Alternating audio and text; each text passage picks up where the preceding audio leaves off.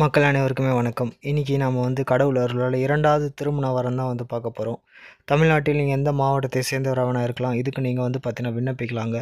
ரொம்ப வருஷமாக மனைவியை விட்டு பிரிஞ்சிருக்கிற ஆண்கள் 2வது திருமணத்துக்கு முயற்சி பண்ணியிருப்பீங்க.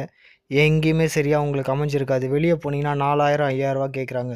நம்ம கிட்ட ரூ. 850 மட்டுமே தான் பதிவு கட்டணம். நீங்கள் செலுத்திய உங்களுக்கு 1 மாதத்துக்குள்ளேயே அனைத்தும் நாங்களே திருமணத்தை செஞ்சு வச்சுருவோம்.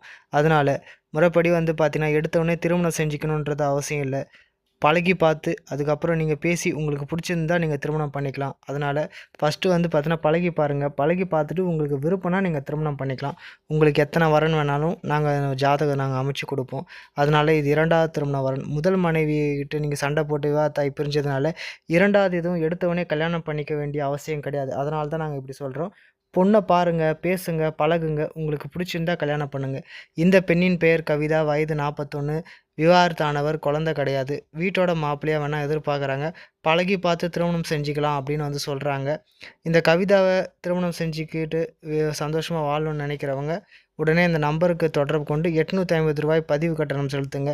பதிவு கட்டணம் செலுத்தும் நேரம் காலை 9 மணி முதல் மாலை 5 மணி வரைக்கும் தான்.